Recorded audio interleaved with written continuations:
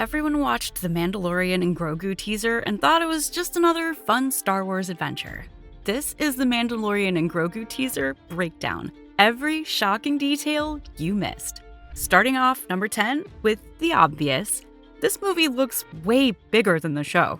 Before we even get into the story, you can tell something instantly. This doesn't look like the TV show anymore. The scale is completely different. The props, set deck, vehicles, droids, creatures. The set feels huge, not just wide, but detailed.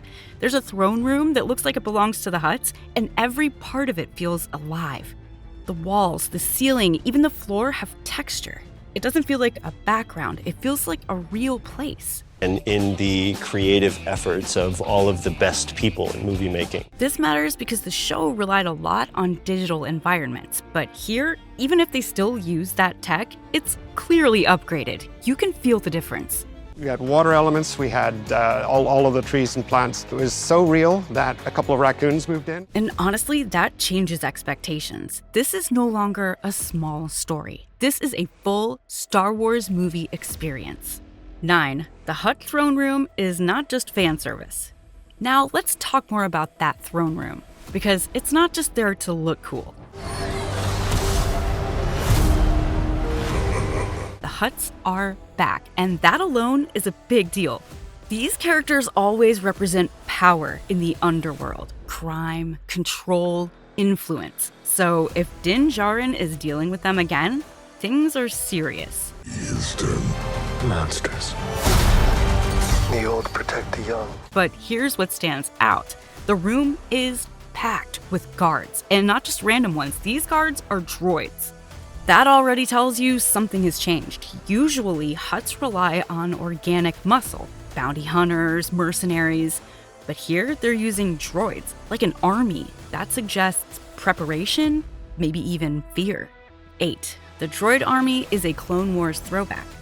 These aren't just any droids. If you look closely, they're a mix of old designs. And then the young. You can spot battle droids, commandos, and even heavier units. It feels like someone took pieces from the Clone Wars era and rebuilt them into something new. That's not random, that's intentional. It connects this story to older Star Wars timelines, and it also hints that someone has been collecting or rebuilding these machines. Some of them even look upgraded, sharper armor, new details, almost like they've been modified for modern combat. Monsters. The old protect the young.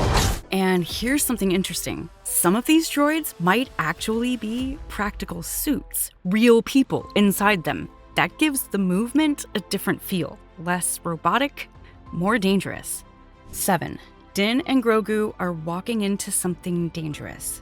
When Din and Grogu arrive, everything feels tense. There's no friendly welcome, no calm moment, just guards watching them, waiting. And that's important because Din is not new to dangerous places, but this is entirely different. Looks like a meeting, but it could easily turn into a trap. Also, notice how Grogu is present during all of this. He's not hidden, he's right there. Which means whatever's happening, it involves him too. And that raises a big question. Why is everyone suddenly interested in Grogu again? Strap in. 6. The Anzellans are back, and they matter. Now, this part is easy to miss, but it's actually huge. We see the Anzellans again, the small creatures that worked on droids before. Most people remember them because they're funny, but here, they feel more important. They're not just fixing things, they're traveling, moving around in their own ship. That tells you they're part of the story now, not just background characters. Also, this connects directly to the larger Star Wars universe. These characters showed up before, and now they're back in a bigger role. You're gonna need it. Hey. And Grogu being with them? That's not random either. 5. The underworld feels alive again. I can use some information. There's a moment in the teaser where you see crowded streets, and it feels different from what we saw before. This place is busy and loud. It doesn't feel empty or quiet. This is important because one of the biggest complaints about previous shows was that some worlds felt too clean, too controlled. Here, everything feels messy, real. You can spot different species in the background. Some you might recognize from older movies, others from newer ones. And that mix makes this galaxy feel connected again. 4. R5-D4's return is bigger than it looks. Then we see R5-D4 again. And at first it feels like a simple callback. But it's not just nostalgia. This droid has a long history, going all the way back into the original Star Wars, and now he's part of Din's story.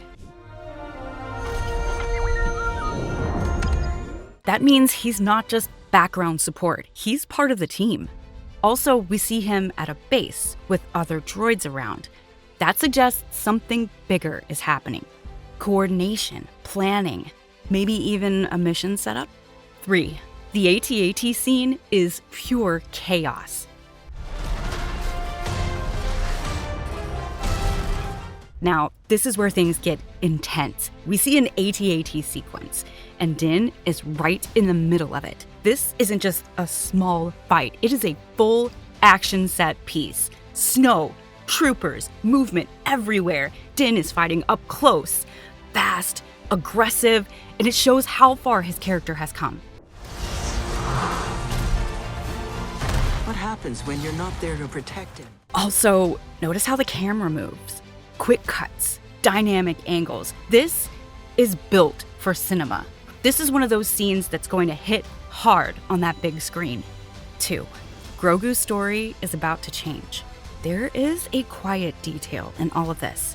Grogu is not just following anymore. Let's save the rest for after dinner. There are hints that he's going to have his own journey. Time alone, a place where he learns something new. That's a big shift, because until now, Grogu has been protected, guided, watched. If he's stepping away from that, even briefly, it means growth. And growth usually comes with danger. And to sum it all up with number 1, this is not just another adventure. When you put everything together, one thing becomes clear. This is not just a fun side story. There are power struggles, old factions returning, new alliances forming, and Grogu becoming more central than ever. Even the Hutts feel different, like they're part of something bigger. And the scale keeps growing. Bigger fights, bigger worlds. This feels like a turning point, not just for Din and Grogu, but for the entire story moving forward.